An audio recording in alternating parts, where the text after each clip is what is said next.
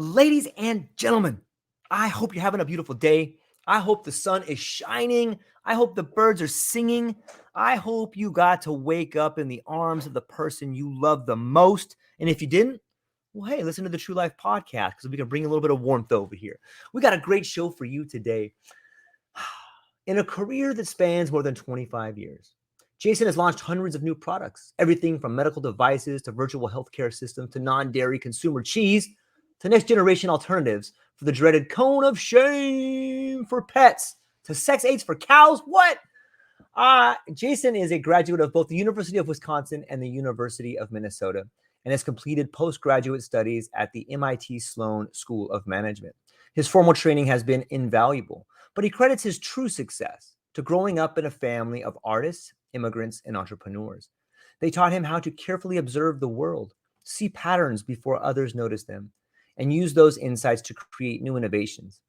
History is his favorite way to observe the world, and he believes that people from the past have plenty to teach us about the challenges and opportunities we face today. He's the author of several books.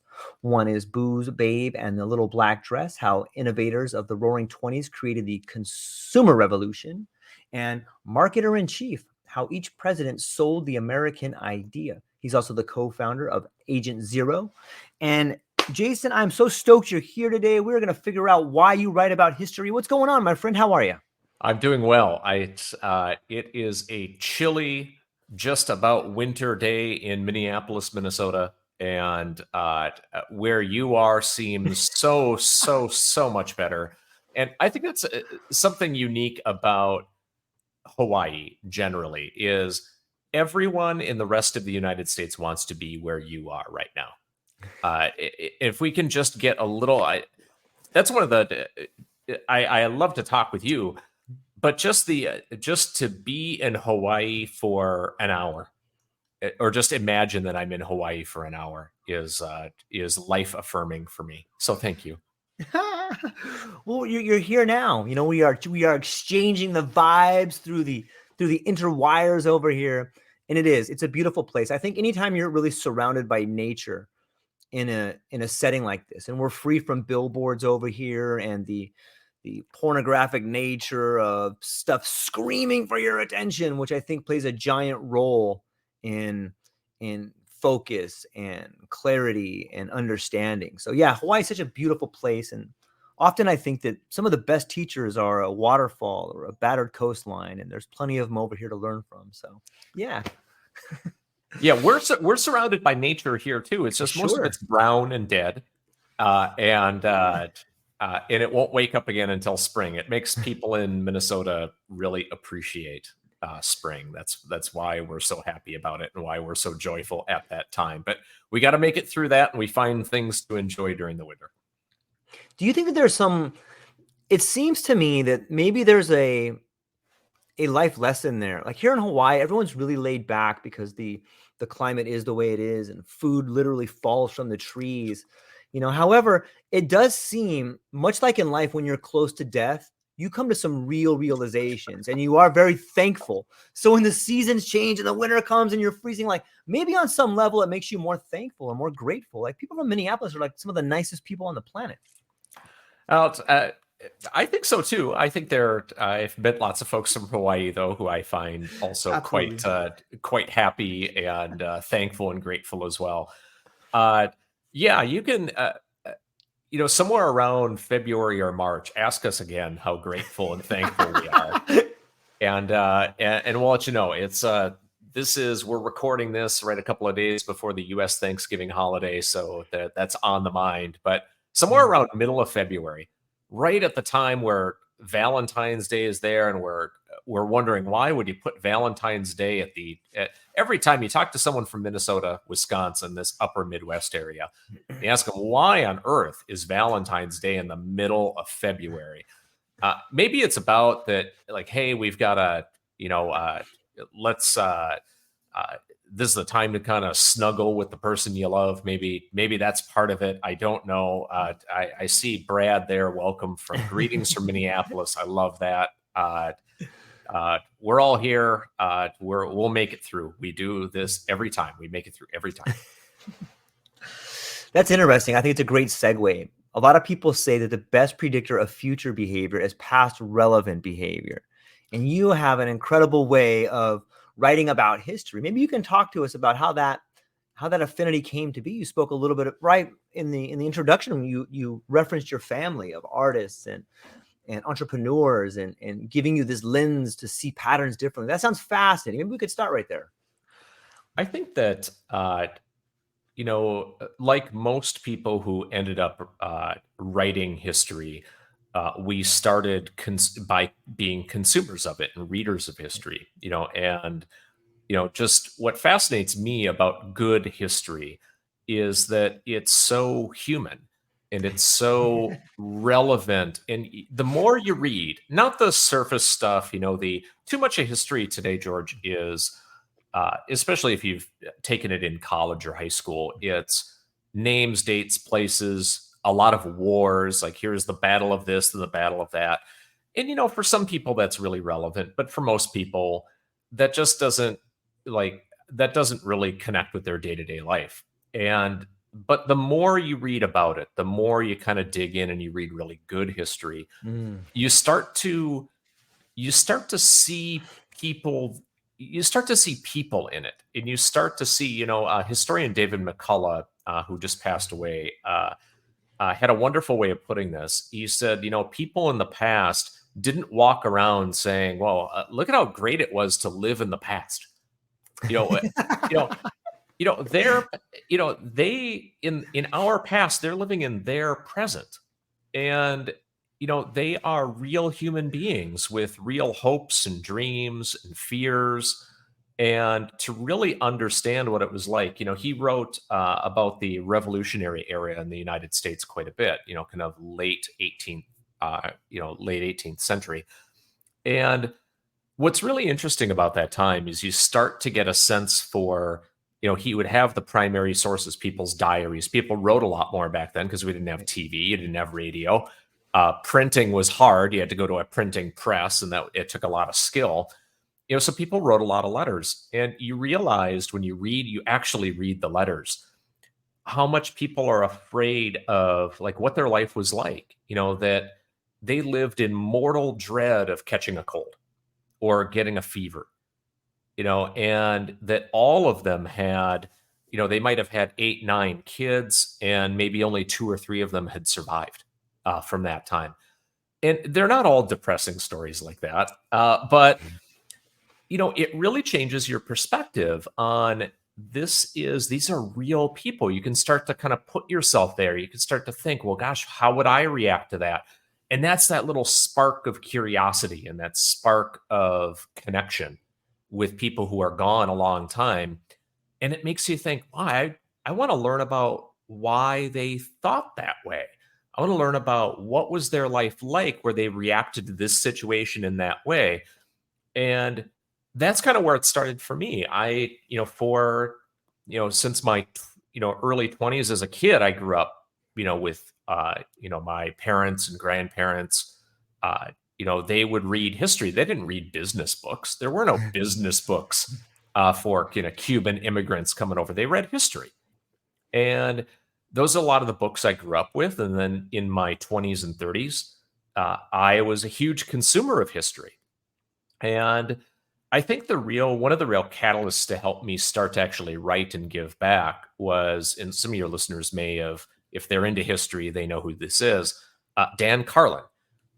Dan Carlin's a pretty famous podcaster. He is the host of the program Hardcore History and its various spinoffs. And I think, like a lot of people, he inspired me. He said, he's not a historian. I'm not a historian. But we have a perspective, we have a point of view, and we can share that with people. And that was really started me on the path to say, you know what, I can give back maybe some small bit. I can contribute back to the world, all that I've been able to be gifted and take in. So that's a long way of saying I I felt like I wanted to give it back, at least some of it. I love it. I think that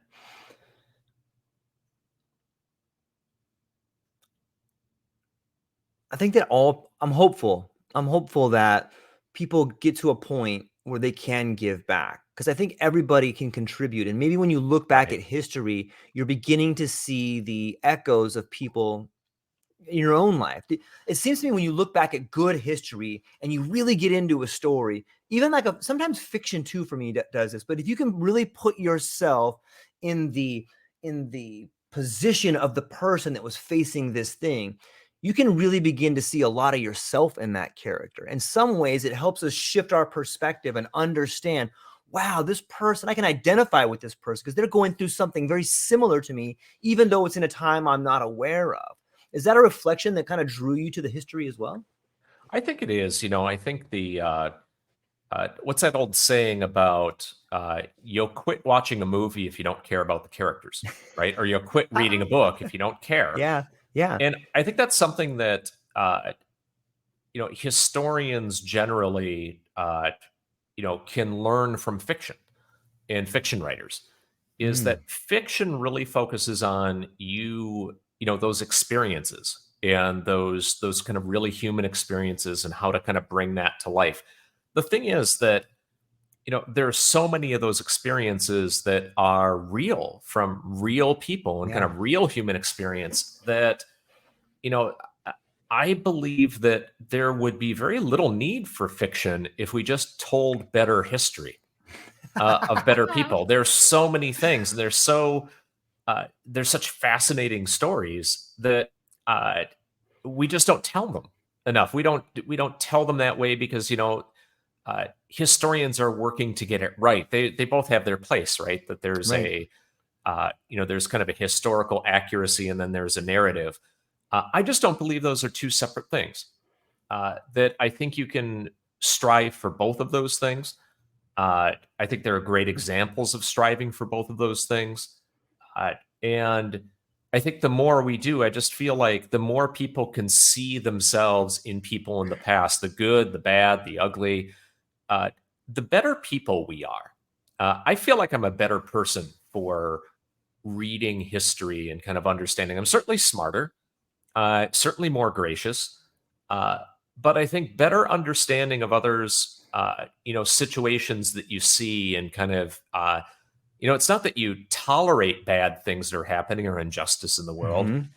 but you can better understand and it gives you hope that, you know what, yeah, this bad thing happened, but you know what, we got through it.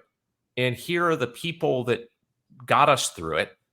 And, if they did it, we can do it.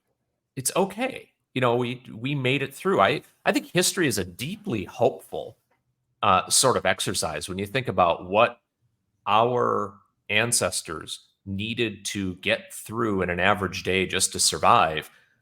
You know, you you know, I I'm sitting inside a room. It's about 72 degrees. It's about 30 degrees Fahrenheit outside, but I'm perfectly comfortable. I'm well fed, dressed. I don't have to kind of, I'm not sitting outside. Even just a couple of 100 years ago, you know, I, I would have been cold and outside probably 200 to 300 years ago. Even go back 500 years ago or 1,000 years ago. You know, think about what human life was like then compared to what it is now. We've got it pretty good. We can make it. We can make it through this. When I say to you, history is the nightmare from which I'm trying to awaken, what does that make you think of? It's a lot of ways to interpret that. The interpretation I like best is the related saying that uh, people who don't understand their history are doomed to repeat it. That history repeats itself, and that all of the bad things that have happened are destined and doomed to kind of happen again because we're not learning or we're not paying attention. Uh, Maybe there's some truth to that. I think that the more you read about history, though, the more you realize that uh, it doesn't repeat, it rhymes. Uh, and it rhymes because the circumstances are different, but we are the same. People are the same. We have the same kind of emotional makeup. We are still, hurtful and jealous and angry and bitter. And we're also hopeful and we're also kind and we're all of those things. And we're complicated creatures. And those sort of things are universal. And as history continues to march on and we have new things, we have artificial intelligence, we have electric cars, we have social media, you know those things aren't new. If you thought like, oh, people are so mean on social media today, I, you can go back to we talked about those revolutionary days where you look at the kind of things that Ben Franklin would say about his political opponents in the colonies. It's just as bitter and nasty as anything you'd read on social media today. So that's not new. Now we have a lot more people. You can see a lot more of it because so many more people have access to it, but it's not new. Right. We are all those good things and all those bad things. We just have different ways to look at it now. I'm not sure if I answered your question. You just, Yeah. I like good questions. Those are my favorite things because you don't know what the answer is, do you? I love good questions. I agree. And there's such a great jump off point for a interesting conversation. And I'm often reminded of when I think about history. Francis Fukuyama wrote a book called The End of History a while back, and it was talking about how maybe this is the way moving forward. But I like that title, The End of History. And what it means to me is like the end of whose history? When I think about the end of history, for me, maybe it's because I'm older in my life, but for me, it's the end of history as I know it. When you talk about history as being complicated and diving into history and seeing some people try to get it right and other people have a narrative. Well, there is no right. And my history, moving to Hawaii from Caucasian acres and coming over here to Hawaii, where I'm just immersed in all this Eastern culture, I realized that the history that I was taught is far different from the history that other people were taught. And my history is not normally right. It's just different. But someone else has a radically different interpretation of the history that happened. And so when we can have all these different histories together, you could see why people get upset. You could see why people fight about that's not what happened. This is what happened. But in reality, they all happen. So history seems to be this echo of reflections that all people contribute to. And that's what I think of when I think of Francis Fukuyama's book, The End of History. For me, it means the end of the history that I know. But history is everybody's history, right? Do you think that's kind of the flashpoint for a lot of the confrontations we see today as people are fighting over history with maybe God being a real estate agent sometimes, or you know what I mean? It's before we started the recording, you had a wonderful quote from George Orwell that I think sums that up perfectly. Those who what is it? Those who control the future, control the past. It's really, if you want to control kind of what goes forward, you have to kind of control that narrative, the story that people tell each other, or history is written by the winners. So true. And that is often true. How I think about that is, there is a narrative in history that I think sometimes is explicit like that, where it is trying to create a narrative moving forward that, and that's not new. Every culture has a narrative creation element to it. That's part of the definition of culture is you have to create a shared story. Yes. By definition, that shared story will be different than someone else's shared story because they have a different culture. That doesn't mean that different is bad. It just means that every culture is going to try to define an in-group and an out-group. And, that shared history will define that. Well, by its very nature, it will be different. And just by its very nature, if you think about the totality of all experiences everywhere, and this is kind of a metaphysical and a physics sort of question, the totality of everything is just unknowable at a fundamental kind of particle physics sort of level. It's unpredictable and unknowable. There's just so much going on. Yeah. that as humans we have a limited ability to to kind of take all that in. The best metaphor I have for that is kind of the pyramid metaphor in any sort of organizational structure. A lot of your corporate listeners will understand this. They think, well, the CEO, the person at the top, is going to have the most knowledge of anyone in the company. And actually, the opposite is true. That by nature, you have to kind of filter information. Every successive layer in an organization filters. So by the time you get to the top, the CEO is probably the dumbest person in the entire organization who knows the least about what's going on. It's only natural that out of the totality of human experience, we tend to remember those things that are interesting, that are compelling, that are novel. That's not unusual. Our brains are primed to work that way. That we will, in journalism they call it if it bleeds, it leads. Mhm. That there are thousands upon thousands of stories. I'm looking outside my window right now, and there happens to be a Starbucks out there. Thousands upon thousands of people go through that drive-through every day. I can promise you that because I see them. That line never ends. But is that remarkable? Does that make the front page of the news? Is that on even on social media? That sometimes like, hey, I got a cup of coffee. Great.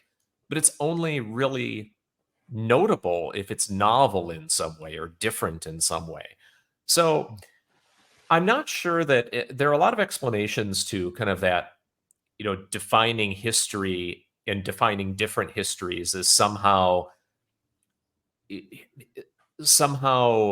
uh, meant to kind of explicitly kind of take away someone else's history. And I'm not sure that Yeah. sometimes that's true. Sometimes that is absolutely true. We are trying to erase things, but it's not always true. And I think there's both of those things working together. That sometimes there are people who want to erase a history to be able to erase a culture, and some folks just like, hey, I'm only really concerned about me. We are all our own favorite subjects. Things about other people don't tend to be as interesting to us. That is just human nature. So when you put those two things together, I think the job of the historian is to break that pattern, to explicitly go after the things that are being either explicitly or implicitly forgotten about. It's your job as a historian or someone who's telling historical stories to go find those that aren't getting told or that might be forgotten if they aren't told. I think that's part of how I see my role Mm. is, in Booze, Babe, and the Little Black Dress, there are stories about people like Al Capone that people remember or Coco Chanel that people remember. But there are also stories in there about people like Clarence Birdseye, who people might recognize that name for the frozen vegetables, but they don't know a whole lot about Birdseye. They don't know a whole lot about a lot of the other characters in that book who may just get forgotten about if their stories aren't told. And I think it's important for people who tell history to dig a little deeper than kind of the standard narrative. And it's not about trying to break the narrative or trying to say that your history as a this type of person is invalid. That's not it. It's just, as you said, there are lots of other histories. And what could we learn? How much richer could our experience be if we understood more about them? And I think it is. I think the more you understand about it, the more you learn, the more interesting and rich, the more different you see people are, and the same you see people are. And it's just more complicated and it's more interesting that way. I think standard narratives and story arcs are a little boring. Honestly, I'm not interested in a lot of that anymore. I want to see things that are different and not the usual thing. I think that novelty is new. It's is important. I love it. I like to there's so much complexity involved. And I like to think that maybe we're moving past the hero's journey into something that is more complicated, right? Like we've thought about the hero's journey, and we've had the hero's journey is beautiful, and I love it. Like, it goes to my heart. Like, who doesn't love the Homer's Iliad and the Odyssey? Come on, who doesn't love Star Wars? Are you kidding? What kind of person you love Star Wars? But maybe there's more to it. Maybe we're beginning to start a new journey. Maybe there's a new chapter. Maybe there's a new mythology evolving right now. And that was the end of history. I'm curious, what do you think about the myths in which we were brought up on and the possibility of a new mythology unfolding right now? And what does that look like? No, it's a wonderful, when you talk about the hero's journey, generally that particular story arc, that's it's kind of a Greco-Roman Western Civ sort of story arc, for sure, and it's been kind of told and retold because it works. However, there's good evidence that people tire of it. If you took a look just recently here at I know some of your folks will kind of geek out on this. I totally get it, and that's okay. And for some of you who are not onto this, you will. I'm using this part of how I write history is I want to connect it to things that you've seen out there, so it seems relevant. But I'm going to bring up the Marvel Cinematic Universe for exactly that purpose. And if you think about it, why was that so popular from 2008 to about 2020? And why is it not so much anymore? And there are a lot of reasons for both of those things. But the big reason, and there's a lot of criticism about it, but the big reason is it told very good hero's journey sort of stories. And it kind of wrapped up and the hero went home triumphant at the end. And to kind of keep that story going, it's kind of like, the Iliad and the Odyssey Part 2. Who wants to see that it's done? That story's done. We want to move on to something else. But I think where you start to look at a world that is becoming more multicultural, there are a lot of bad things that happen there, but there are a lot of good things too, that Western audiences start to learn about Eastern story arcs and different ways to think about that, and vice versa. You're starting to see more of a melding of different types of stories that might have only been told in China or might have only been told in Japan.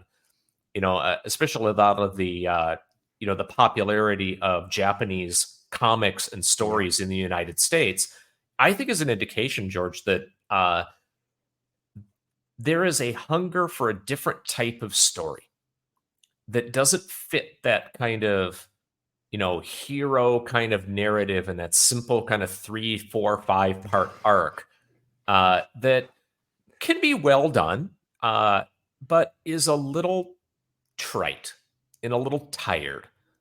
People want to see these stories that don't fit that are either different tragic ends. People want to see something see something different. So I see a lot of hope in some of that growing popularity of other cultures coming in, and that mix, I think, is what will help us, kind of get past some of that boring. I think we're in a really boring era in the early 2020s in art right now. Whether that's film, whether it's music, whether it's kind of high or low art, it's boring right now. And I challenge anyone to come back to me. I'm sure there will be examples of, kind of art that people are really excited about. But at the pop culture level, it's boring, isn't it? And we want things that are different and unique, and we want to see new things. But I don't think we know what we want to see yet. I think there's a lot of experimentation. That happened, frankly, during, to kind of bring it back to a historical era. We saw the same thing happen in the 1920s. That's why I'm so fascinated by that era. That was the era that basically brought jazz to that became kind of America's classical music, as Ken Burns would say it. The documentarian. Uh, Basically, there are a number of factors that pushed jazz out of kind of the clubs of New Orleans and into St. Louis, Chicago, Detroit, New York, Memphis, and kind of brought this kind of new style of music that was adapted into blues, was adapted into rock and roll, was adapted into hip hop, was adapted into pop music. That for the past 100 years, we have been living with the legacy musically of a very small group of people that were this kind of mix of Appalachian, African, and Caribbean sort of musicians at that time, improvisational, high energy. But a lot of that has started to, we're in this era where we're ready. We've had some of those same kind of cultural shakeups, right? With the pandemic. We had a pandemic in 1918, 1919 as well.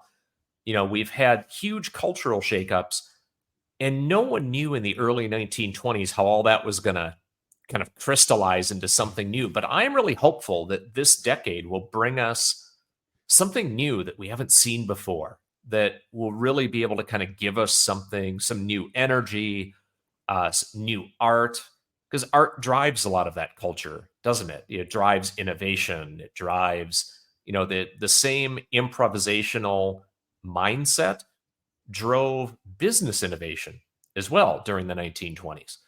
And those connections are all over the place. And I don't know what the future of the next 5 to 7 years looks like, but I'm kind of excited for it. I'm excited for what we might see. Yeah, I love the idea of the 20s, like the 20s, with the 1920s, the 2020s. There's so much. We spoke earlier and you said maybe history doesn't repeat, but it rhymes. I like to think that it moves in a helical model.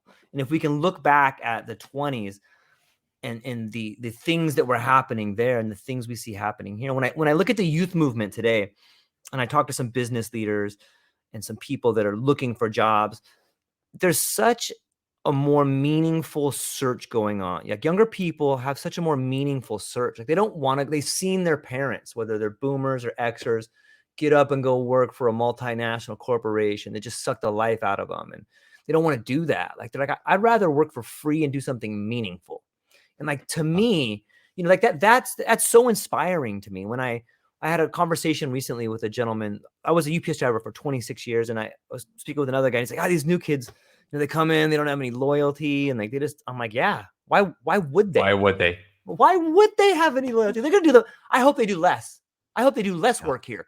Like I got all mad at me. He's like, "What? Well, you have a good work ethic." I'm like, "Why should they? Like, what are you giving to them? Like, what kind of, and beyond that, what kind of example are we setting? What are we doing getting up and going doing something we hate every day? We should stand up for ourselves and give these kids something to live up to." So, but that's what I see when I see these 20s right now. Like I see a generation of younger people that are thirsting for meaning, that are going to write incredible novels, that are going to live a life that's meaningful, it's going to be inspiring. And that is where the catalyst for change is going to come from. And that does come from artwork. Maybe you could speak to the idea of the catalyst of change, whether it was jazz or the 20s and this explosion that happened, and maybe try to draw some parallels to today. What I see that's interesting about the 20s at that time, we had a pandemic, major war during that time. The World War I wasn't as big of a deal to the United States as it was to the European continent, for sure. There's not even close. But there was a war. During that war, the Wilson administration created something called the Committee for Public Information. Basically, what it did is it trained the advertising and public relations industry because he wanted to sell war bonds. That was the big idea, is to fund this effort because we didn't have the same kind of taxation regime that we have today. So we needed the money to do this. So you needed to find some way to do it. So we trained all of these people on how to do this thing.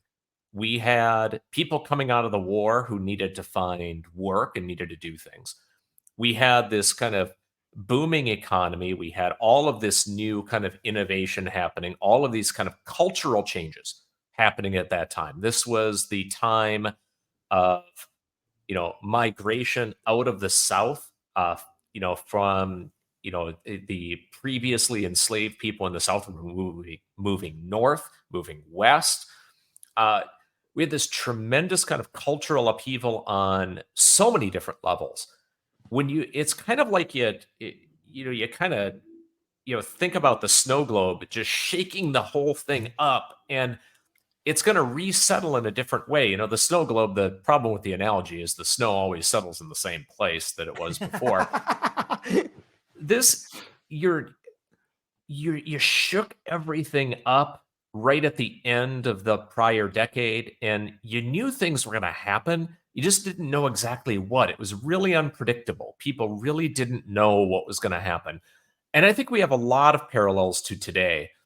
Of back in the 1920s, it was people moving into the cities, and it was especially a lot of women moving into the cities, a lot of women moving into the cities alone for the first time.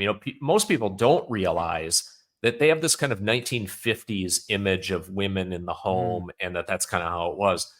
In reality, a lot of the single women moving off the farms into the city, they didn't find husbands the first week they were there. They you just most of them were working. They were, they were, they were finding work outside the home because they had to. So you have this tremendous kind of, liberation there of people with their own money. It just passed the suffrage, the women's suffrage amendment, so they had political power. You had the 19th Amendment, the 18th, 19th, 20th Amendments right around that time, Prohibition Amendment during that time.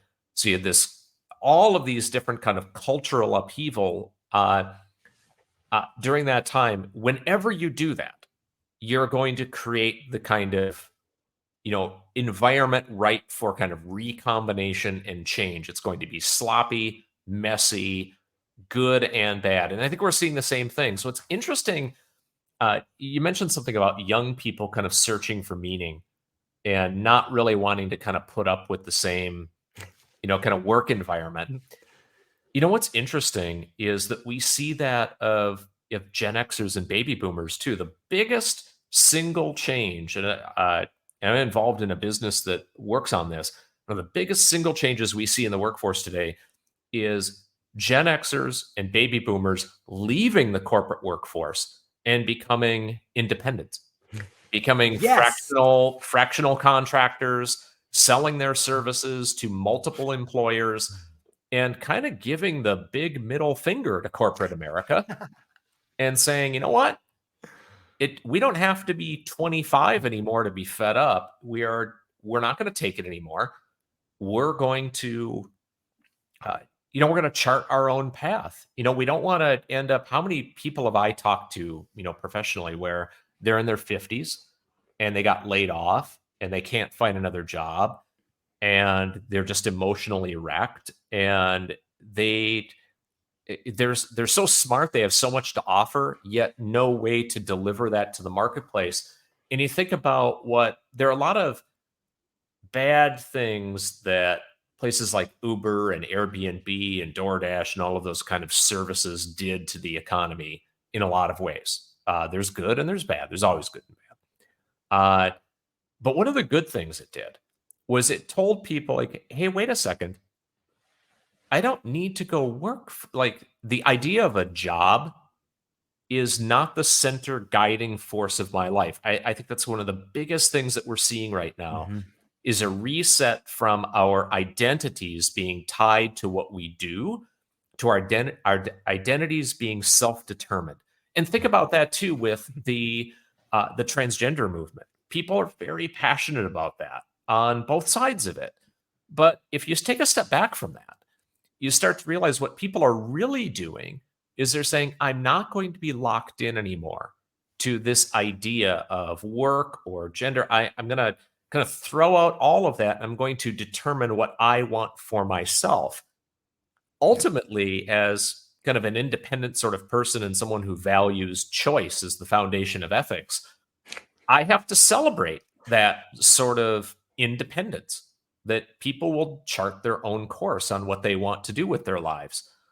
That part is that part is not going to kind of come quietly into the daylight. And uh, I think the biggest thing is we see in the 1920s had a lot of conflict, social conflict, a ton of social conflict, very parallel to what you see now. We will not, this won't settle down for a while. This will get, the more we kind of shake up the apple cart and people determine what they want to do and reset how they want to do, we can expect more social turmoil over the next 5 to 7 years, not less. People are going to do what they want to do. They're a little tired of the past 50 years or so. It was the whole thing about, I think that Marvel cinematic universe is a really good parallel there. We're tired of it. We don't want it anymore. There's nothing wrong with the movies. They're just done. And we want something new. And I think we're going to see that. The only prediction I can make over the balance of the 2020s is more good stuff will come, more bad stuff will come. That's just the nature of it. We are in a time of change. And change is going to bring with it a lot of great things and a lot of things that are maybe not so great. We're going to have to sort it out. That's okay. It is totally okay for that to happen. We got through the 20s. We'll get through this. Totally get through this. Yeah, I love language and linguistics, and sometimes doesn't matter what news channel you listen to or you get your information from, there's this prefix of trans that's everywhere and it permeates everything. But I think it permeates the idea of what's happening in the world. Like, we're in the midst of a grand transformation, whether we are the caterpillar being liquefied in the chrysalis or whatever it is. There's another great book called The Fourth Turning that speaks about generational change. And I think it comes every 100 years, like you see this thing beginning to emerge. And when I think about and one thing that I think is hanging on is I speak to a lot of death doulas, and they tell me, George, when I'm holding the hands of someone who are in their last days, they always talk about, they wish they would have been a better father, they should have been a better mother, a better husband, a better lover, a better person. They never talk about how much more money they wish they would have made. Essentially, they're talking about their unrealized dreams. And when I think about that on a generational level, I think of the Marvel movies. I think of the people who still hold the levers of power that are coming to this conclusion of like, oh my gosh, I'm 80. My kids hate me. I have all this money. And what have I done? And it doesn't have to be that extreme. I'm an Xer, so I'm a little offended with the boomer class sometimes. Not all of them, just my personal bias. But, I think what we're seeing on a generational level is a lot of unrealized dreams. And you see people like, look, let's give them a Marvel movie. Those kids will love that stuff. They ate it up. They love the Marvel, but like, we're moving past that. And it is going to be a time where this next generation slowly moves on and the next generation takes its place. But you can see this echoes of these old ideas giving way to new ideas. And maybe you need to have this not in time, but you need to have this exit of a generation. And I get kind of scared sometimes because I see such a large population of boomers moving forward that are still hanging on to so much stuff. And I see this young, hungry class like, get out of the way now or we're going to eat you. And on some level, maybe you have to eat your way through the cocoon. But I kind of fear like a wave of elder abuse. You start seeing these scams taking place. Is that too crazy, man? What do you think? I think there's always there's always generational conflict. You see that part of that is natural, part of that is biological as well. That there are a lot of, if you look at kind of ethnography over multiple cultures, there's always that many cultures put structure in place to protect elders for exactly that reason. That there are different roles and different prescribed roles of different, if you look at a lot of the classic, kind of coming of age, and there are different phases in your life, a lot of those things are built to address exactly that. Where what role did you have at what point in your life? Because it meant to mitigate conflict. because there is stress on that. I think now when you're in a time of change, there's normal generational conflict. Both of us are Xers, so we had generational conflict kind of coming into the world in kind of the 80s, the 70s and 80s, so we had a little bit of that. But now we're in a time of not just generational conflict, but other social conflict that is kind of layering on top of that, that is that's going to make it difficult. I think that younger people are going to figure out what uh, you know uh, how do they want to kind of show up in the world, what do they want to do. And I think the same is true of boomers, people like us and Xers, who need to figure out, well, how do I want to go out? Yeah. How do I want to, you're kind of on the back, for the The back golfing nine. analogy, the back nine. How do I want to play the back nine? Because it's probably different than how I played, the front nine. And I think it's going to be, I think that's an interesting perspective. I think when you layer on top of that demographic change, and what I mean by that is macro level demographic change. We have been increasing in population as a globe for the past, since recorded history, with some blips, some pretty nasty blips, by the way, but blips. However,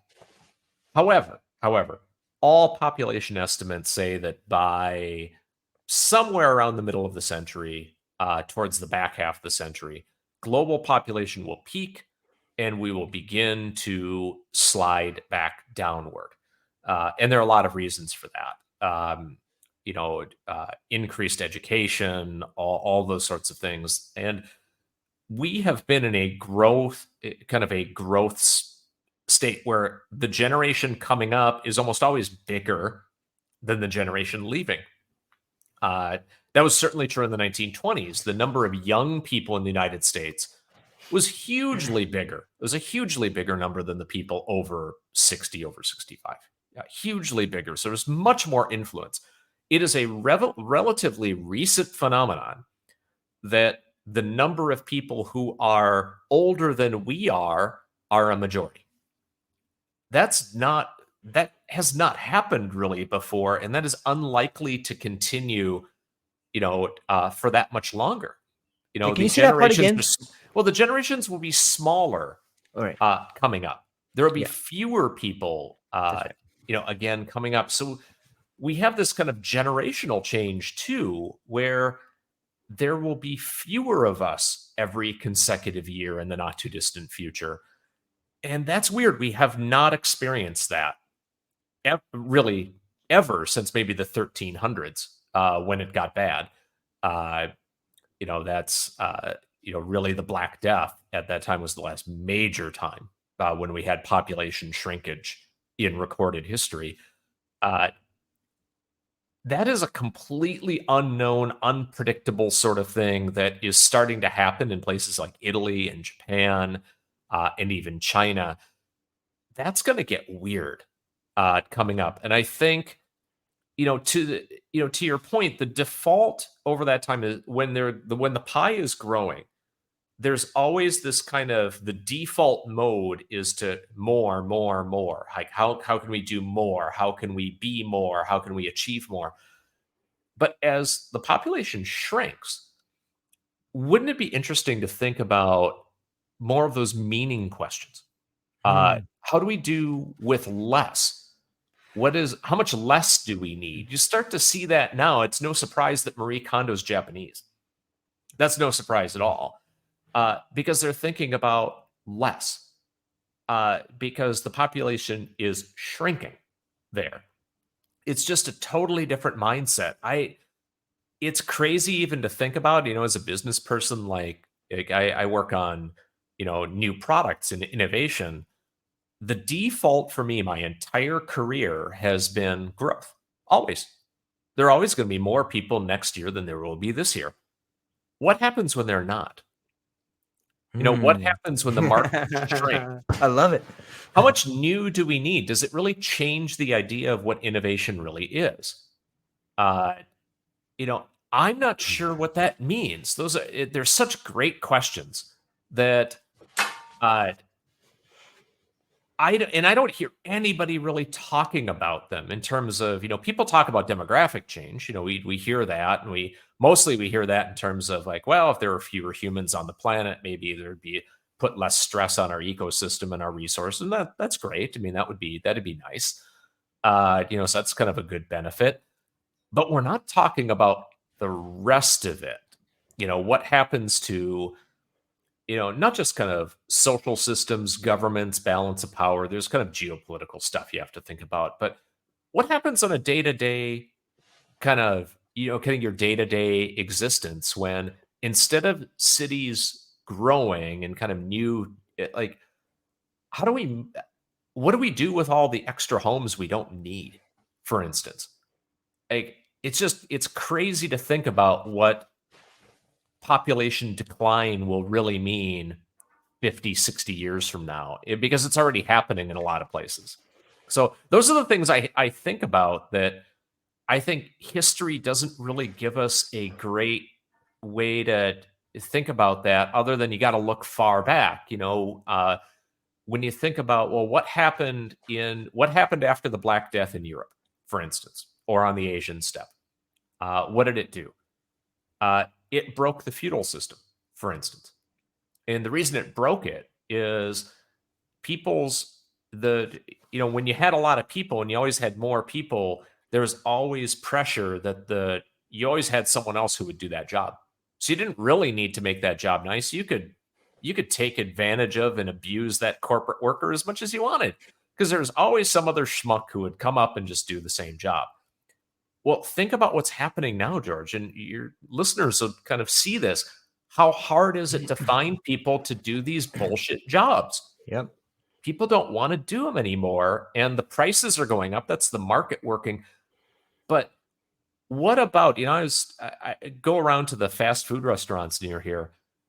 People don't want to do them at all, at no price. There's almost no price that makes sense where people will want to do those jobs. What happens then when you just don't have the people to do them anymore? I think you'd really need to rethink what matters. Because, maybe Arby's doesn't matter anymore, for instance. Yeah. And that probably would be good. I'm not sure the world needs Arby's. Sorry, Arby's. No disrespect. I don't think the world needs Burger King either. But I think we're going to learn a lot about what really matters when there's less of it. Mm-hmm. And I think to me, that's really hopeful, because it's going to kind of refocus. You won't be able to be lazy about your thought process. It's what really matters. Where do you really want to be? If you could be anywhere, you could do anything. What would you do? What would that mean to you? That's kind of exciting, I think. Terrifying, but all change is scary. All change is scary. That's it. That's just something we're going to have to get right with. I love that. I on some level, if people don't want to do a job, maybe that whole industry is pointless. You know what I mean? Like, if an organization can't figure out, hey, these people don't want to do this, on some level, doesn't that mean the consumer doesn't want that product? Like, if people aren't willing to create it, doesn't that mean that the consumer doesn't want it on some level? You know what I mean? Like, yeah. Yes. It's kind of crazy to think about, right? Hey, guys, guess what? No one wants to work here because your product or service sucks. And there's nothing you could fix it, but you won't. You will not invest the time and the meaning into your own thing to make people want it, because you just want to extract profit from it. Like that, on some level, like I think we're just pulling back the curtain and looking at this like, this is silly. It's dumb. Why do we have so many homes and all these homeless people? Like, how many how many houses can BlackRock buy? People are gonna build them and BlackRock's gonna buy all of them. Why? That's so dumb. Like, what are we doing? Like, and I think that this shrink to this limit to growth that we finally hit is the last straw that breaks the camel's back. Like there's so much fraud. And and now I think real talent, people that actually want to make a change, have never had a better opportunity in their life. And it's not going to be because of money. It's going to be because they're passionate about doing it. And that is where change comes from. That is where leaders come from. That is where real ideas begin to percolate. Is that, hey, this person that was fed up for 25 years, they broke away. Like you said, these boomers and Xers and even kids looking for more meaning, they finally found the courage to do it. And now they're going to create this thing that is going to be the next thing. I love these ideas you're talking about. Tell me more. You know what's we're gonna totally geek out now because because we're gonna bring up Star Trek. Because I people ask Kirk me or like, Picard? what is Picard, of course. You can Janeway also gets an honorable mention. Here's the thing, though. Here's what's different about that. When people ask me all the time, like, "Well, how do you help predict the future? You're in the innovation business. How do you have to have some vision for projecting the future? What models do you use? What frameworks? What books do you read?" And I said, none of them, because they're all BS. The best way to predict the future, and the best way to predict the future is to create it. That's also BS. The best way to see that is to look at science fiction. What are the different ways? Because these are the people who are kind of envisioning different worlds and different scenarios. And there are lots of great work. But I'm interested in the economics of Star Trek. And here's what I mean by that. If you think about the economics of that, what you realize is that it is essentially all resources. The whole basic idea of economics, when you boil it all down, you can talk about seashells or wampum beads or dollars or British pounds or yuan or whatever. It all boils down to one thing, that resources are limited, and that it is the allocation of scarce resources which basically makes economics work. It kind of, the best ideas rise to the top because they outcompete the ideas that aren't as good. Because why? Consumers have, and your population has scarce resources to allocate to those things, whether they're capitalists or whether it's a socialist system, doesn't really matter. All economics deals with that basic reality that resources are finite. What if that's not true? If for one of two reasons. Either one, there are fewer of us, so that there are a lot more. Think of how much resources we've exploited and learned how to exploit over the past couple of 100 years. What if there are a tenth as many of us with that same capacity? Resources essentially become unlimited. Or in the case of Star Trek, we start to learn how to mine asteroids. We start to learn how to colonize other planets, which we are in the process of doing and working on right now. So you don't have, land isn't limited, resources aren't limited anymore. And you have to think about, well, what happens when you can have as much as you want of anything, anytime? You can replicate any meal you want, anytime. Like, what happens then? What is meaning in life when resources are unlimited? And what's interesting is that the whole basis for the Star Trek economy, if you kind of watch those episodes where they kind of get into that, it's about, well, how do you fulfill yourself? How do you add something to the world? How do you create something new? How do you learn something and write? And art becomes important, and engineering for its own sake, the pure creativity of engineering. Those are the things that become exciting and interesting for people. And I am fascinated by an economy 50 years from now where essentially resources are unlimited for any number of different reasons. And the whole need for growth and competition sort of becomes this kind of anachronistic, pointless exercise where we can say, well, okay, well, what matters then? That's where you start to really find a these skills that we're starting to work on now. I think we're starting to see the very early signs of a kind of an economic system that is see, we're stuck right now. We're stuck in this like these tired old arguments, and they are very old arguments around different economic systems, and they're silly. And the reason they're silly is they are all based on scarcity. Yep. And if you think about an abundance economy, all of those different models make no sense at all. They're incompatible with the kind of foundational assumption. I am excited about what we can learn from those sorts of systems. Like, what happens when, okay, you can any meal, anything, anywhere you want to be, you just hop in a transporter and you can be there instantly. Where would you go? What would you do? I mean, think of the kind of change that we're already seeing. And when people say, well, that's really fantastical, that's you, we would never have anything like that.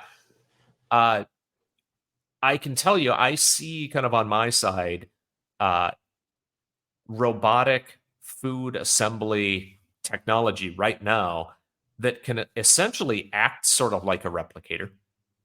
You say what you want, and it does all of the cooking, all the prep from kind of base ingredients. We're not that far away from some of the basic ideas of that sort of technology, that abundance technology. Holy crap! What happens when all that's free? How do we act differently? And I think the search for meaning and the search for creativity think about even artificial intelligence. If the futurists are right, we will get to a point where artificial general intelligence will be able to take basically all of the basics and drudgery out of everyday life. You won't have to do any of those things. Well, what do humans do then? Like, what will you do when artificial intelligence could you do your job, whatever that job is, better than you could? What do you do then? What does it mean to be a human? What does it mean to kind of get up in the morning, and what do you want to experience? I think that's people are really scared about that, and there are some scary things about it. But the hopeful part is, well, you know what? Maybe I'm not going to have to reply to 50 BS emails today. Maybe I can just kind of focus on, you know, what does the beach look like today? And I want to sit there and I want to watch the sun come up and really watch, not think about anything else. Uh, that's I know that sounds kind of it might sound kind of zen, maybe a little kind of the criticism when we were kids, Georgia, was it was kind of new age and a little froofy and fuzzy. I'm not sure that it is. I think it's a real challenge to think about what we will be at that time that we're not now. That's really cool. That's kind of deeply hopeful for me to think about what the future looks like. I have no idea what it'll look like or when it'll show up, but I think it's happening right now. Like I'll take myself for example, and I know other people. I think we already have AGI, and I think what's happening around the world is that it's slowly being let out. Like, and you had mentioned earlier, like there's boomers and Xers that are leaving the workforce. Like this is the first grunion on the beach. Like, how are these people going to react after 40 years of conditioning? Like, and I'll tell you, it's hard. It's hard because I've been conditioned to see value in money, and I've been conditioned to see an end of the rainbow after 50 years, but I know it'll never show up. And so, yes, reimagining something meaningful is difficult, but people will do it. You can begin to see real beauty in yourself, but you have to be free from the shackles. You have to, the control has to be given up. And there's an interesting article that came out about this whole open AI thing that's happening right now. And they talk about, look, there's AGI right here. Like maybe it's already here, but the fear is if you just let it run, there'll be chaos. And there could very well be. Meaning is a very, very powerful thing. And what does it mean if you realize at the age of 50 your life was a lie, what does that mean? What does it mean when your parents were lied to? What does it mean? Like, there's some real issues that could come up for people in positions of authority if you just let this cat out of the bag right now. I think there's when I think about what people are deciding to do right now, over the past few years since the pandemic was a sort of catalyst, but it's not like that was the thing. There are a lot of catalysts, Right. but people starting to kind of rethink what meaning means. What does growth mean? What does productivity mean? What does enough mean? What does my value mean? That sort of rethinking and reorientation of your value in a society, your value in an economy, your value in a family, uh you know those are good conversations to have. I agree. That kind of change, there's that just historically, when you think about the broad arc of history and you think about when do societies you know kind of rise and decline. And there are a lot of reasons for all of that that historians talk about. But one of the most compelling ones for me has always been that all societies kind of skate on a razor's edge. And the razor's edge is the amount of stability and the amount of change that they have. The better they manage kind of that razor's edge of just enough change to be dynamic, just enough stability to avoid kind of falling into chaos. That's easy to do. I think for since the 1920s, because frankly, the Great Depression, as difficult as it was, created a certain stability. Yeah, it was bad, universally, pretty bad during that time. Not, it's not that people stopped living their lives, but there was kind of a, foundational narrative. Since then, the past 100 years or so, yeah, it's been pretty easy with a few hiccups to say, hey, there's an amount of change and there's an amount of stability. There were different times during the 60s, of course, where you kind of went more towards one side, kind of maybe in the 80s, kind of a little bit too much stability for that. But we are at a time now of, hey, we took the box of kittens and we shook it up. Yeah. And you know, it's going to be really hard to know where that balance point is. It's very difficult right now for people in a corporate workforce. I mean, think about the whole debate, the really prosaic sort of debate about work from home. What it really means is, what does productivity mean? That's really what we're talking about. What does Beautiful. it, that's what it really means. It has nothing to do with, like, people talk like, wow, we want people to be in the office. Why do you want people in the office? Well, we feel like they are more productive and we get more out of them when they're there. Okay, well, then the base argument is productivity. Mm-hmm. So, what is the best way to achieve that? So, that's really all we're talking about. And workers saying, whoa, wait a second. You know what, George, the most interesting people I find, there are a lot of bosses will talk about, managers will talk about, like, well, people are lazy. They're only going to put in 5 hours during a 40-hour work week when they work at home. My answer to that would be maybe 5 hours a week is all the job really needed. That the other 35 were just Right. wasted. That's what I Yeah. would argue. Yep. But the most interesting people, especially the younger folks, and this isn't only younger folks, but mostly people who are doing 2, 3, or 4 full-time jobs, who work from home, they work 3 to 4 full-time jobs.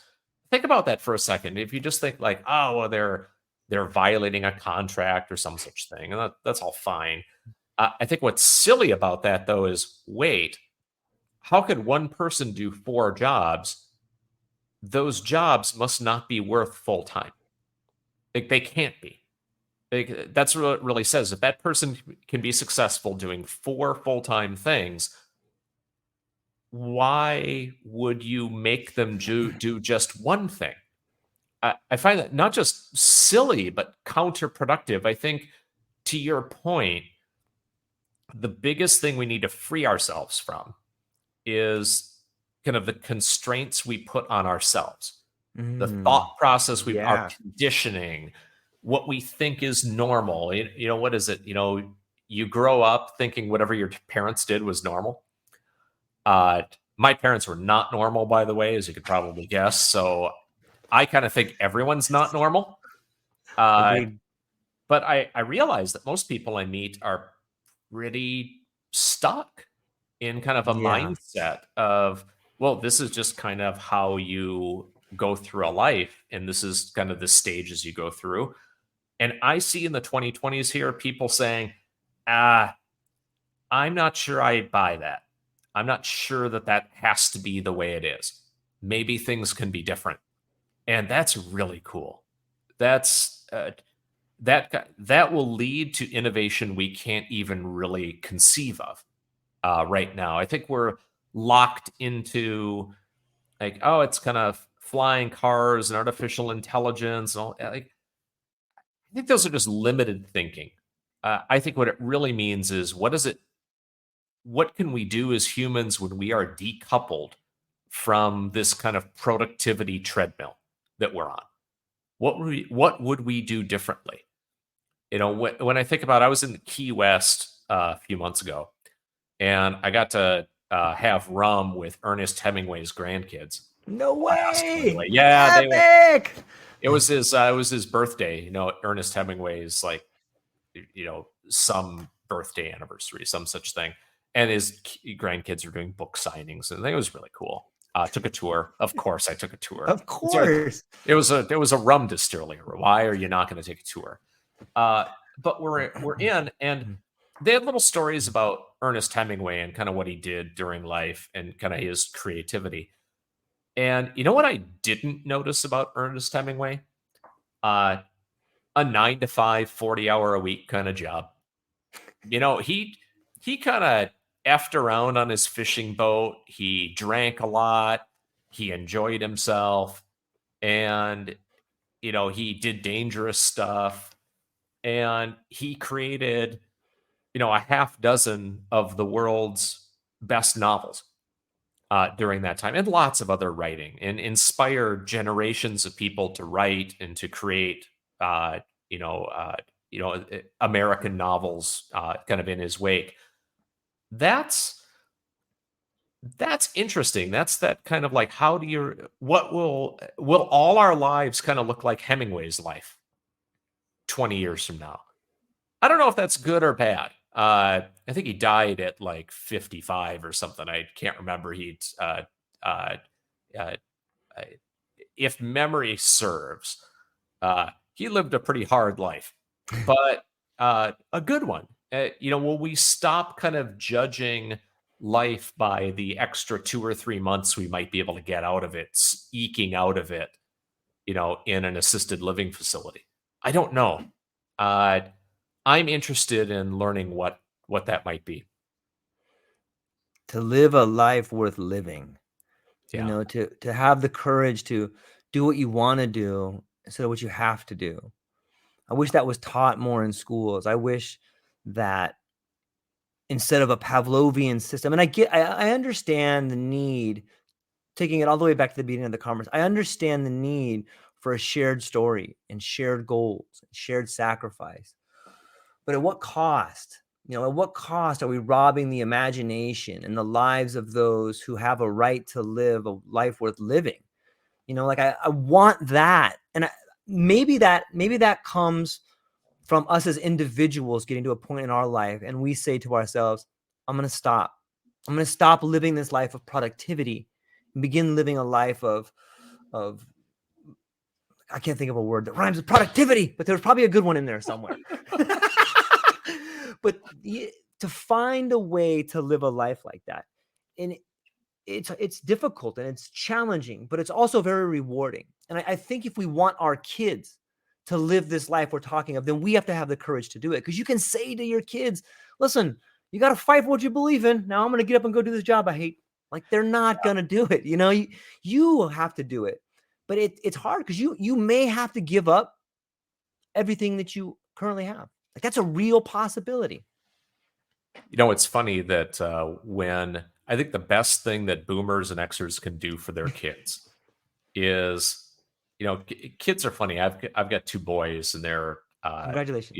thank you. They're out of the house now. They're young men of their own, and I think the biggest gift you can ever give your kids is an example. Makes me want to cry. Yes. Yeah. That okay, you started your own business, or you live the life on your terms, or you know what, you're not going to do that anymore. Uh because what they see is, okay, you did that and you're okay. You made it through it. It was hard, but you made it through it. Or you kind of took control of your life and you did that. I think boomers and Xers have a responsibility. There's always that kind of that role in society of people. We talked about that earlier. What is the role in society of the young people versus the middle-aged people versus the, Yeah. your elders. And your elders, the responsibility was always kind of a wisdom work. Your job was to provide wisdom and guidance for the leaders, who are the middle-aged people, and to provide that kind of example to children and to younger people.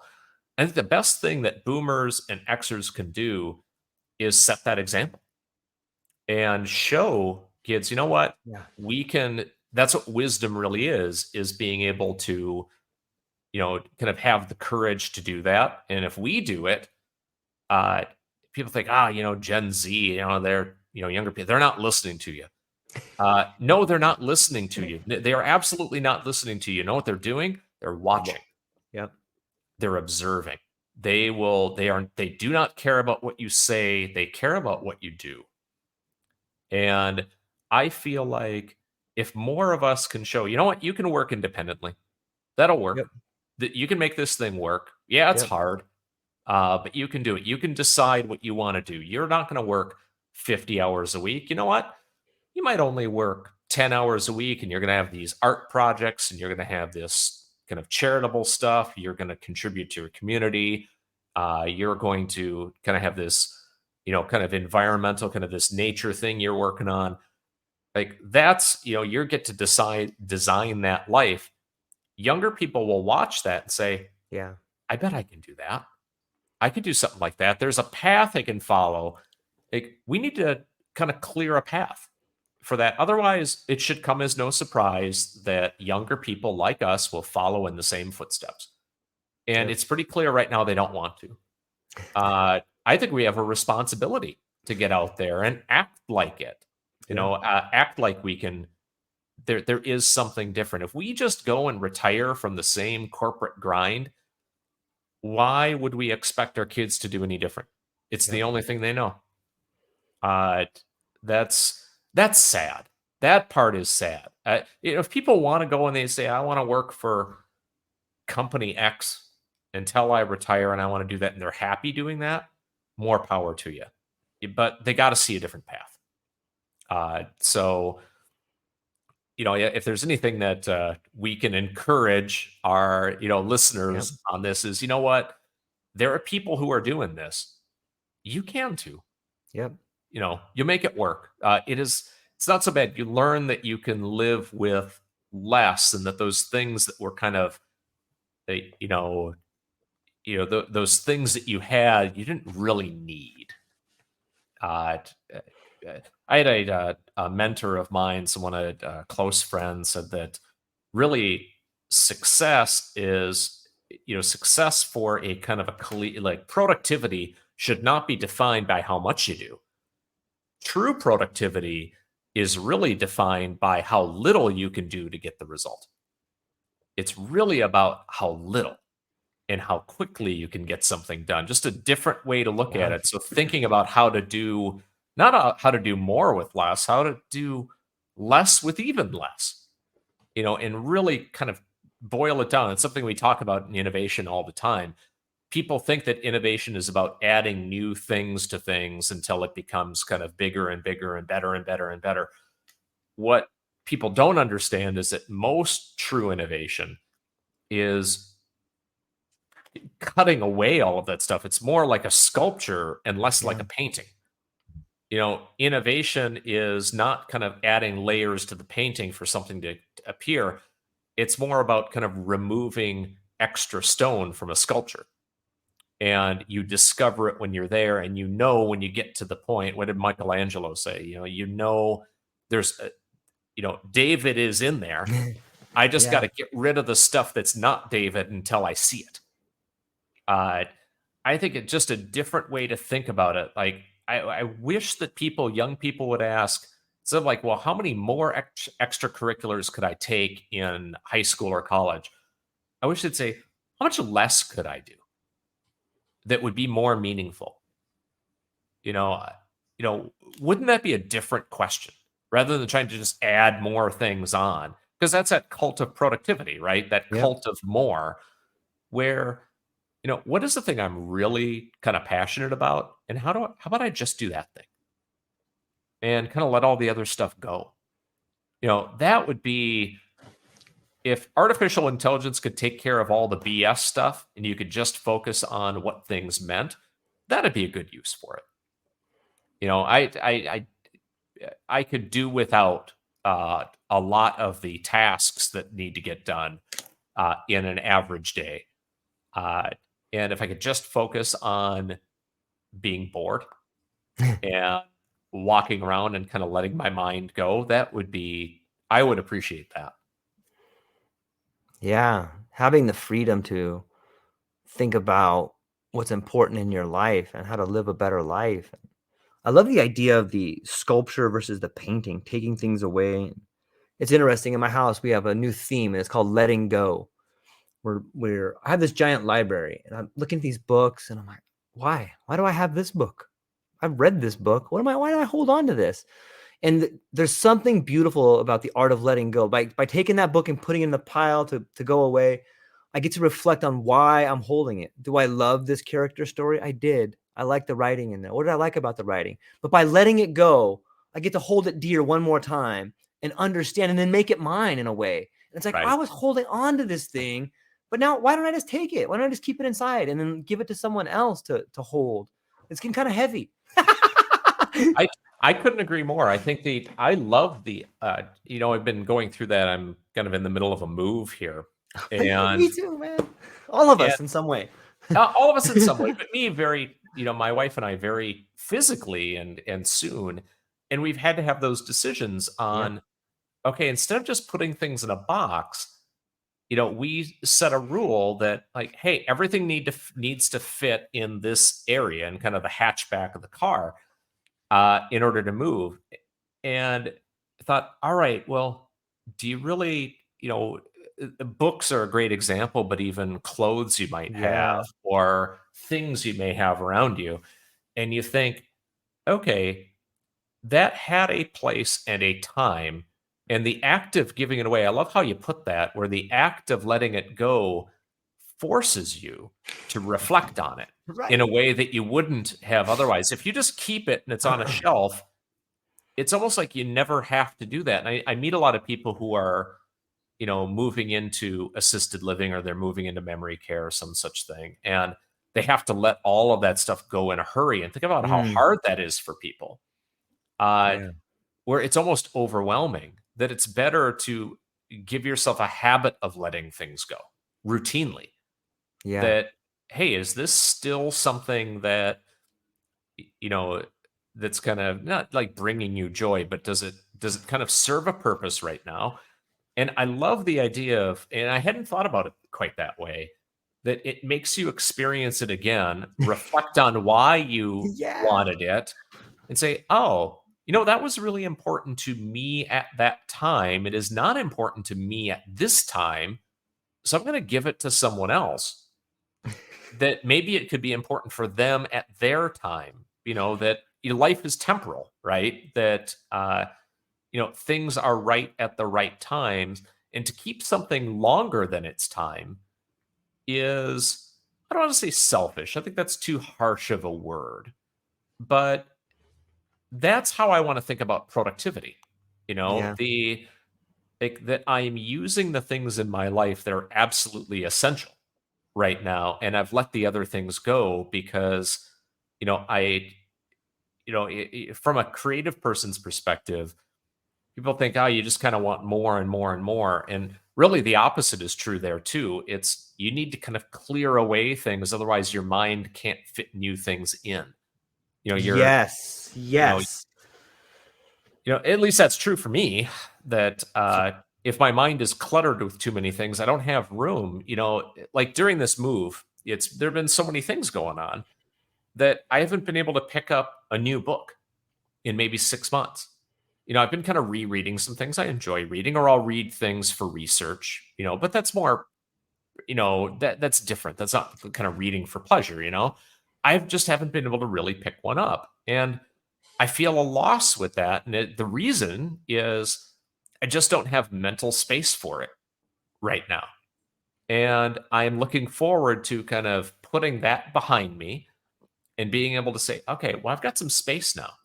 I'd love to pick up a few new novels or new things I just haven't had time for. Haven't not the time. Time is everyone has the same 24 hours, but the mental time, which is a different thing, kind of the emotional time for it. And I'm interested in that. I'm interested in reading something that has no other purpose. That's where all the good ideas come from. When you're not looking for something is when the best ideas come. I love it. It's mesmerizing to think of, and I do. I've been giving away a lot of books lately, and I look at some. I'm like, this is a first edition.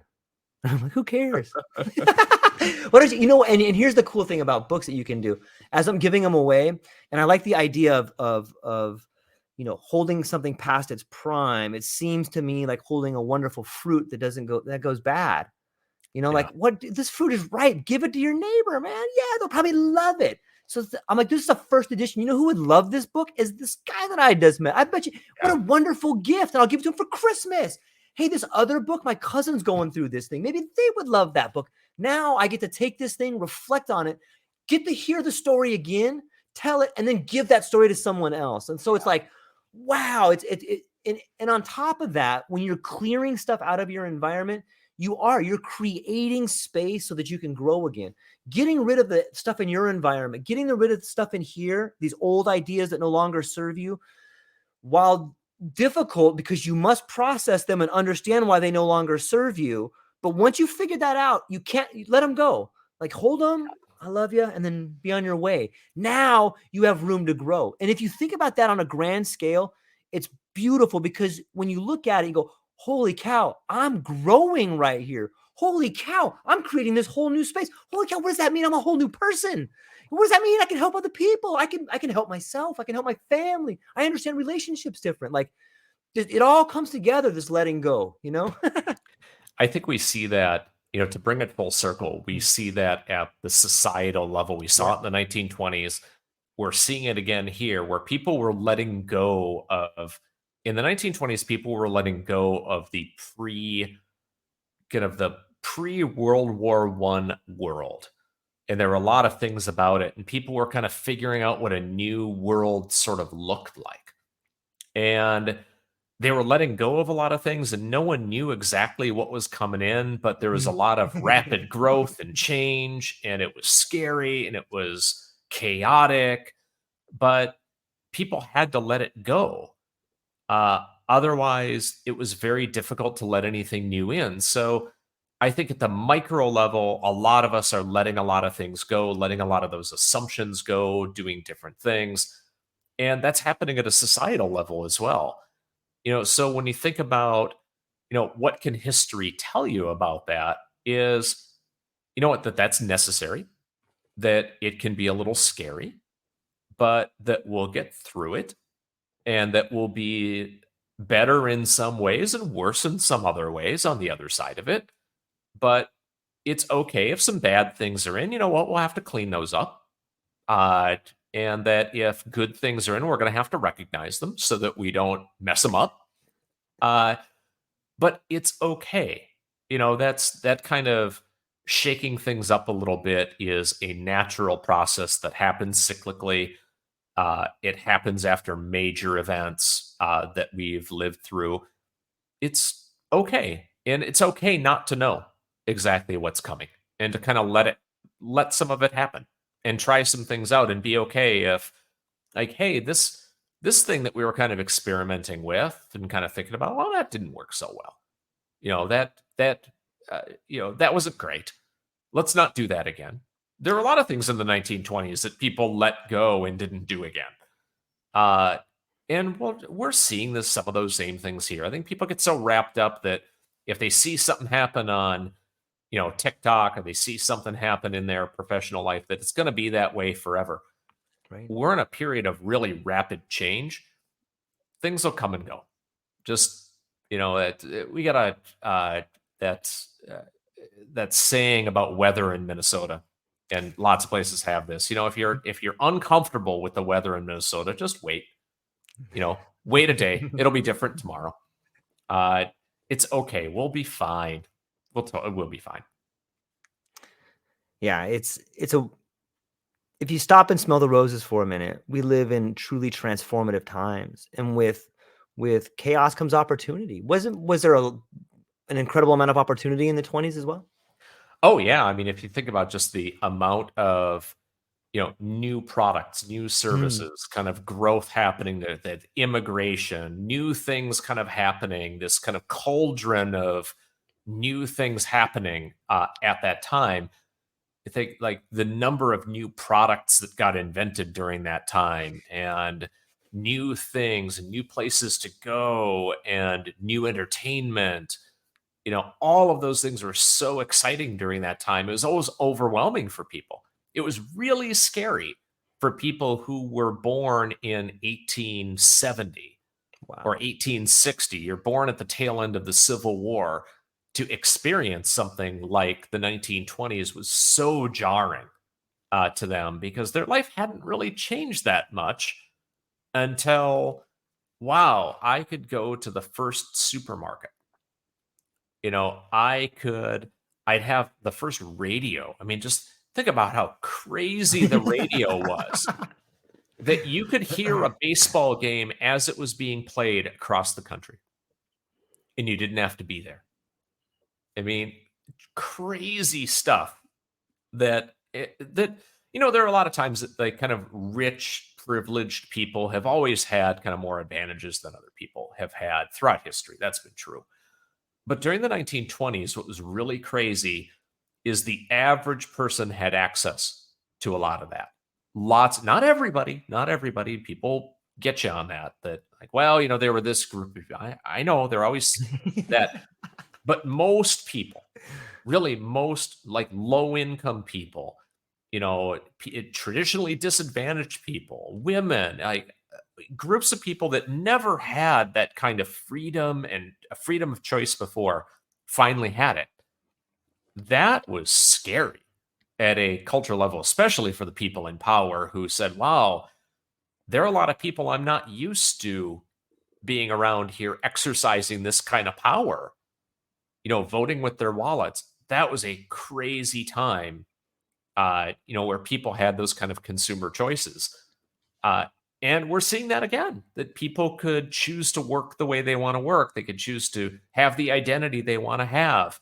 That's really scary to a lot of people. Really scary. And you get a lot of grinding and gnashing of teeth. I can tell you that all of the same things. I had this fun experiment once where I took a kind of cultural critique from the 1920s, and I just changed a few of the names, changed some of the references.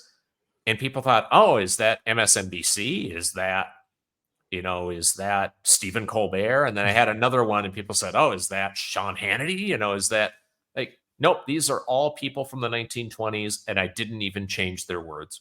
Wow. It's the same stuff. That same kind of, like, the world is ending because people have freedom now to make choices that I would prefer they not make. You know what? That's okay.